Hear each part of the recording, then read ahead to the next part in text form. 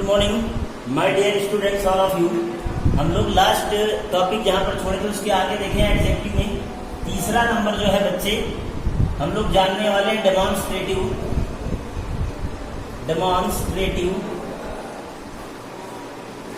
Adjective.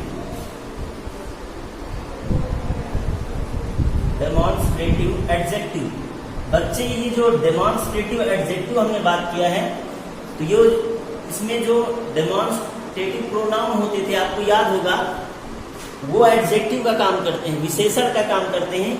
Demonstrative adjective अगर कोई कहे है क्या तो बच्चे वो डेमॉन्स्ट्रेटिव एडजेक्टिव जो हैं वो हो जाएंगे आपके चार होते हैं, उनको आप देख लीजिएगा, दिस और दैट, दिस दैट और इसी तरह आपका दीज और दोज। ठीक है।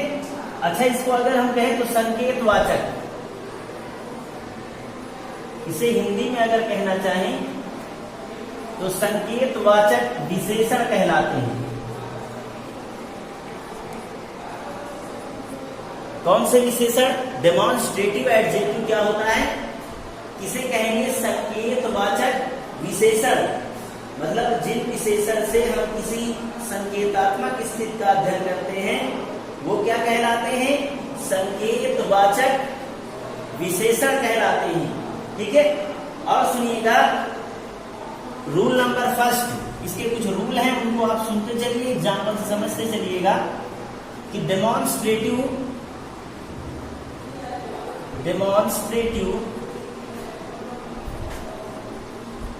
Adjective, ADJ means adjective, demonstrative adjective के साथ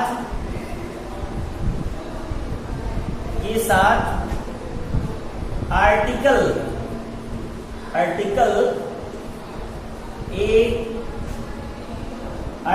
विशेष द, ठीक है,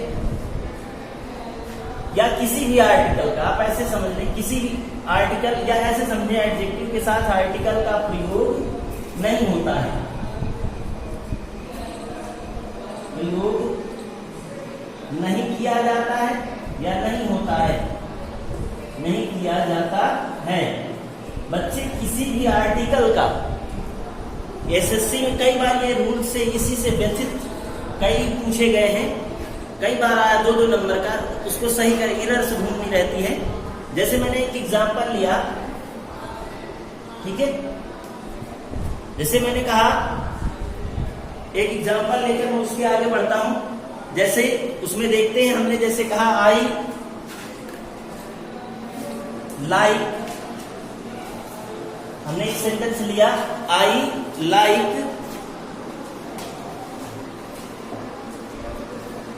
I like the this book, I like this book.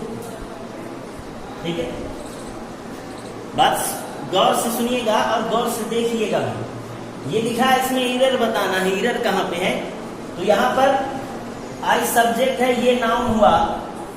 हमेशा याद रखना कि एडजेक्टिव जो होता है वो नाउन के साथ होता है। मैंने बताया था शुरू में कि नाउन 2 प्रकार के होते हैं। जिसको समझ में ना आया हो वो मेरे पिछले वीडियो देख सकता है, जिसमें मैंने बताया था शुरू में कि जो एडजेक्टिव होता है उसमें क्या होता है, एक के साथ नाउन आता है, एक के साथ नाउन नहीं आता, बस 2 ही प्रकार के होते हैं। ठीक है। तो इसमें ये देखिए, अगर नाउन आया हुआ है और उसके साथ उसके जस्ट बगल में आपका ये एडजेक्टिव का काम कर रहा है, दिस किसका काम कर रहा है? एडजेक्टिव का काम कर रहा है। दिस एक डेमॉन्स्ट्रेटिव प्रोनाउन है, इसलिए इसको कौन सा एडजेक्टिव हम कहेंगे? डेमॉन्स्ट्रेटिव एडजेक्टिव कहलाएगा। ये क्या कहलाएगा? डेमॉन्स्ट्रेटिव एडजेक्टिव। अब हमारा रूल कहता है कि किसी भी डेमॉन्स्ट्रेटिव एडजेक्टिव के साथ जो दिस दैट दीज दोस ये है, इनके साथ किसी भी आर्टिकल का प्रयोग नहीं होता, अर्थात ये गलत सेंटेंस है। इसका सही क्या होगा? वो होगा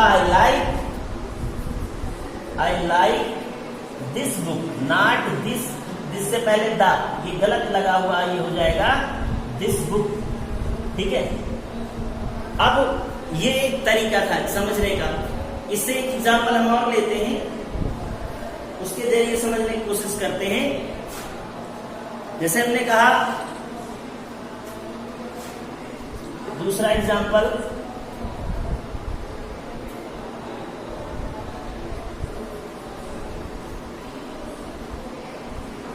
Ram do not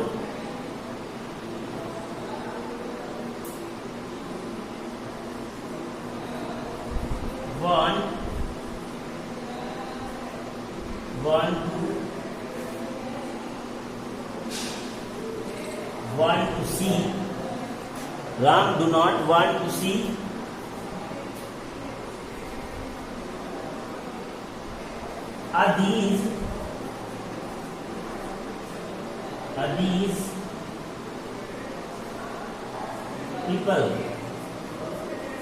these people। अब यहां पर देखें, गौर से देखें कहां पर इरर है। तो सबसे पहले नाउन पकड़ लो जाके। पीपल कलेक्टिव नाउन है, लोगों का समूह कलेक्टिव नाउन है, हम जानते हैं। तो नाउन यही है। नाउन से पहले दीज का प्रयोग हुआ, अर्थात ये क्या हो गया, एडजेक्टिव हो गया। जब ये एडजेक्टिव हुआ तो कौन सा एडजेक्टिव हुआ, ये है डेमोन्स्ट्रेटिव एडजेक्टिव हुआ। जब डेमोन्स्ट्रेटिव एडजेक्टिव हुआ तो ये आर्टिकल ए नहीं लगेगा, आर्टिकल ए का प्रयोग नहीं हो सकता है। ठीक है बेटा, क्योंकि रूल कहता है कि डेमोन्स्ट्रेटिव एडजेक्टिव के साथ आर्टिकल का प्रयोग नहीं होता है। तो बच्चे, Ram do not want to see, a नहीं लगेगा, ये क्या हो जाएगा, दीज आ हट करके यहां पर ऊपर देख लें। कितना आप नोट कर सकते हैं, स्क्रीनशॉट ले लें, नोट कर लें कॉपी में आगे, ऐसे आपको लिखते जाना है। ये राम डू नॉट नहीं, यहाँ डज होगा, यहाँ ध्यान दीजिएगा, सॉरी फॉर दिस, यहाँ डज लगेगा, राम डज नॉट, ये होगा। नोट करिए जल्दी आगे। अब आगे अगला नंबर है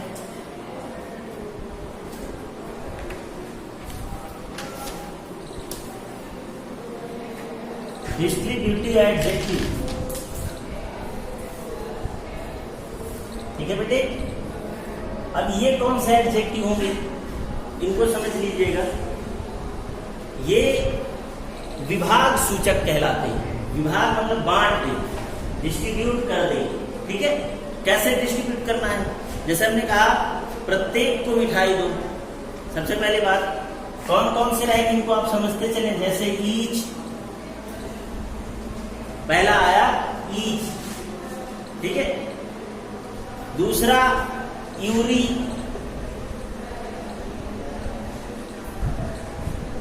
ईच और यूरी। और इसी तरह से बहुत से हैं, आइदर नाइदर, आइदर आइदर और नाइदर। ठीक है, ये आपके कहलाते हैं डिस्ट्रीब्यूटिव एडजेक्टिव।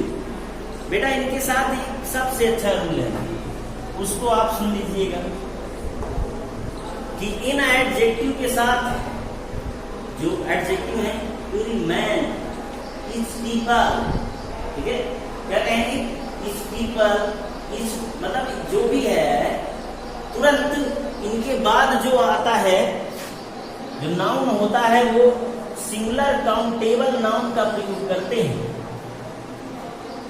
ठीक है, हमेशा नहीं गलत। अच्छा, जैसे हमने कहा बेटे, जैसे हमने कहा each man, each man, each man और ईच मैन। ठीक है, सिंगुलर हो और कैसा हो, काउंटेबल नाउन, अनकाउंटेबल नहीं होगा। इनके तुरंत बाद तो ये देखो सिंगुलर नहीं है, तो ये गलत है। ईच के साथ सिंगुलर होना चाहिए, ईच मैन।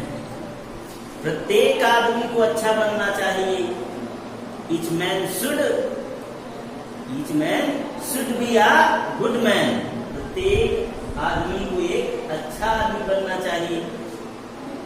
ठीक है, बात समझ रहे हैं?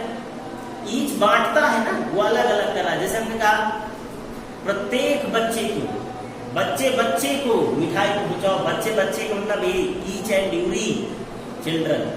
कण कण में भगवान है, एक कण नहीं, ईच एंड एवरी प्लेसेस, मतलब हर एक स्थान और place, each and every place, दुनिया का कोई भी स्थान होगा वहां पर कण कण में भगवान विद्यमान है, प्रेजेंस गॉड प्रेजेंस उपस्थित होते हैं।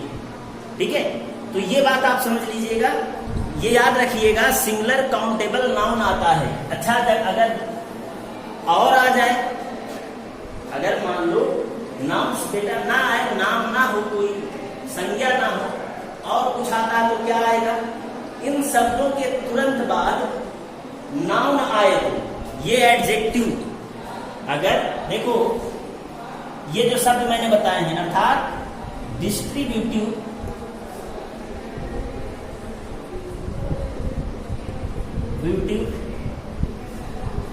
एडजेक्टिव, कौन से शब्द? ये शब्द वर्ड्स, इन्हें हम कह लेते हैं शब्दों के डिस्ट्रीब्यूटिव वर्ड्स। कौन से कहेंगे? Each, इनली, neither, either. ठीक है, हम लोग ट्रांसलेशन में खूब सारा डिस्कस इस पे करने वाले हैं। तो डिस्ट्रीब्यूटिव वर्ड्स के बाद अगर नाउन बेटा संज्ञा, अगर संज्ञा आती है, ठीक है, क्या है? संज्ञा आए, नाउन आए, तो ये वर्ड क्या कहलाएंगे? एडजेक्टिव कहलाएंगे। आए तो ये शब्द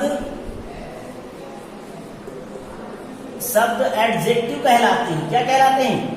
एडजेक्टिव कहलाते हैं।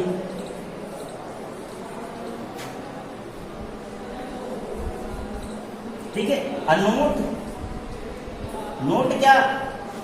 नाउन ना आए बेटा, अगर नाउन ना आए तो, नाउन ना हो तो, अगर कोई नाउन की जगह कुछ और आता है, नाउन ना आकर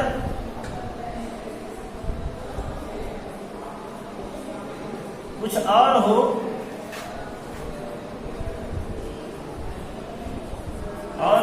तो वह क्या कहलाता है?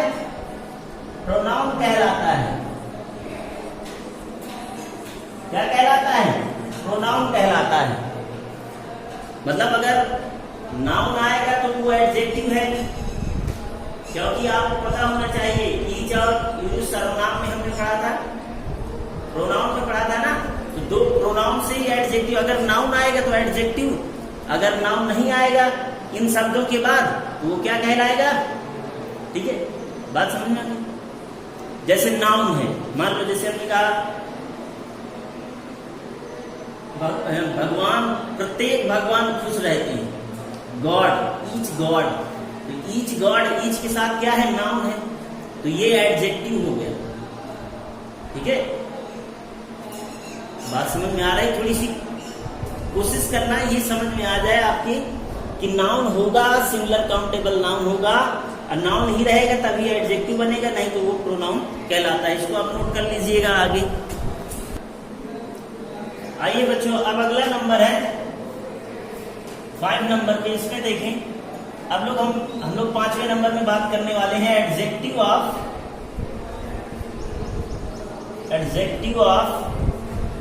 क्वालिटी।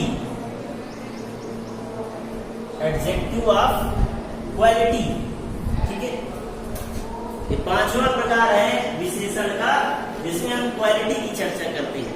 अच्छा, क्वालिटी जो इंग्लिश में होती है, जैसे हमने कहा बहुत बड़ा, बहुत समझदार, उसकी उत्पत्ति, मतलब ओपिनियन जो होते हैं, एक ओपिनियन, साइज, एज, ठीक है, कलर, ब्लैक, क्वालिटी बताई गई ना, ये थोड़ा सा जहरीला, कई प्रकार से आप क्वालिटी बताते हैं किसी आदमी की। जैसे मिर्च की आपने क्वालिटी बताई, कड़वा, हर एक प्रकार क्वालिटी है। एक मछली पानी में होती है तो उसकी उत्पत्ति पानी में है, वो क्वालिटी है उसकी।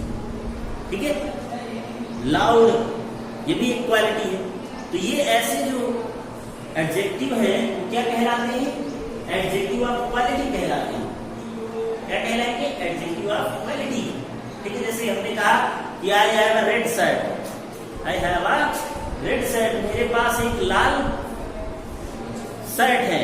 तो लाल जो है कलर है, तो ये कौन सा एडजेक्टिव है? वो एडजेक्टिव ऑफ क्वालिटी बता रहा है। अच्छा, इसमें एक शब्द याद कर लेना है, ओसस काम। ये मैंने लिखा है ओसस काम, ओसस। आप थोड़ा सा दूर दूर करके इसको अच्छे से समझ लेंगे। बहुत SAS काम,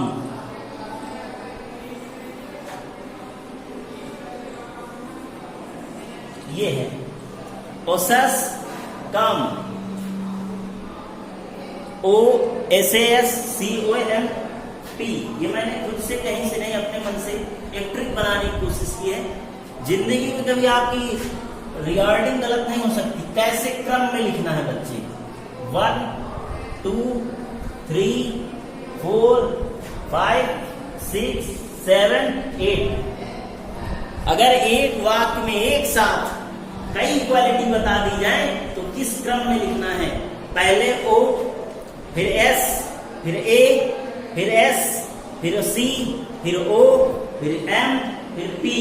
अब इसका एक एक का मतलब समझते चलते हैं। पहला है ओपिनियन। अगर किसी वाक्य में ओपिनियन दिया गया है तो सबसे पहले हम ओपिनियन लिखते हैं। बच्चे सबसे पहले क्या लिखेंगे? ओपिनियन हम लिखते हैं एडजेक्टिव। मतलब अगर एक साथ एक वाक्य में कई एडजेक्टिव ऑफ क्वालिटी दी जाए तो हम उनके साथ ओपिनियन लिखते हैं सबसे पहले। फिर दूसरे नंबर पे बेटा बच्चे जो दूसरा नंबर है उसमें हम लोग साइज, इसका मतलब बेटा क्या है? साइज अगर दिया गया तो फिर दूसरे नंबर पे हम साइज लिखेंगे। क्या लिखेंगे? साइज। अगर उसी के साथ, साइज के साथ बेटा अगर उसी में दे दिया गया एज, तो हम फिर उसमें क्या लिखेंगे? एज। सबसे पहले आपका ओपिनियन रहता है, फिर इसके बाद ए का यहां जो मतलब है बेटा उसका मतलब है एज, फिर एज लिखी जाएगी। फिर अगला है एस।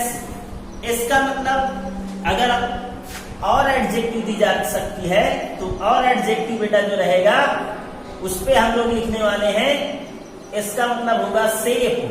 शेप मीन्स आकार, शेप मीन्स आकार बताया जाएगा। ठीक है, फिर सी पर चलते हैं। तो सी का आप समझिएगा, सी जो है, सी का मतलब कलर।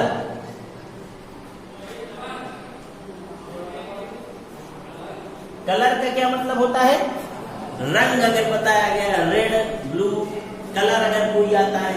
इसके बाद ओ, ओ का बच्चे मतलब है, ओ का जो मतलब है, इसका मतलब है ओरिजिन। ओरिजिन मीन्स क्या होता है? उत्पत्ति। उसकी उत्पत्ति अगर बताई गई है, ओरिजिन। ठीक है, जैसे भगवान क्षीर सागर से उत्पत्ति है, या किसी की भी हम गंगा की उत्पत्ति कहीं से है हम बताते हैं तो उसकी उत्पत्ति को, जैसे गंगा को गंगोत्री से, यमुना को यमुनोत्री से उत्पत्ति, ओरिजिन। माउंटेन, ठीक है, ओरिजिन, उसकी उत्पत्ति कहां से हुई है तो ओरिजिन। इसके बाद एम से, एम का मतलब मटेरियल। एम का मीन्स बच्चे, एम का मतलब हो जाएगा आपका मटेरियल। ठीक है, एम का मतलब क्या हो जाएगा? मटेरियल। और लास्ट में आपका पी बचा है, तो पी का मतलब होगा पर्पज। पी का मतलब क्या हो जाएगा? पर्पज। पी का मीन्स हो गया पर्पज। तो इस ऑर्डर से आपको चलना है जब एडजेक्टिव ऑफ क्वालिटी। ये बहुत इंपॉर्टेंट भी है सभी कंपटीशन सार सभी चीजों के लिए कि क्रम कैसा रहता है। सबसे पहले हम ओपिनियन लिखते हैं, दूसरा साइज लिखते हैं, तीसरा एज लिखते हैं, चौथे पर आप देखें एस, तो एस का मतलब शेप लिखते हैं, 5 सी का मतलब कलर लिखते हैं, एम का मतलब मटेरियल लिखते हैं। कोई मटेरियल जैसे मिट्टी से बना है, पहाड़ पत्थर से बना है, आदमी पंच तत्वों से बना। अब देखो जैसे अब कल इसके बारे में एग्जाम्पल बताते हैं कैसे, जैसे हमने कहा मानव शरीर पंच तत्वों से 5 ठीक है तत्वों से 5 एलिमेंट्स। तो विद द 5, अब 5 कहां पर आया, सबसे पहले देखें 5 किस पर आता है, तो शेप पर की, आकार पर, मटेरियल पर की, पर्पज पर, किसको पहले लिखते हैं, आगे पीछे एक साथ कैसे लिख देते हैं। ठीक है, जैसे हमने कहा आ लार्ज रेड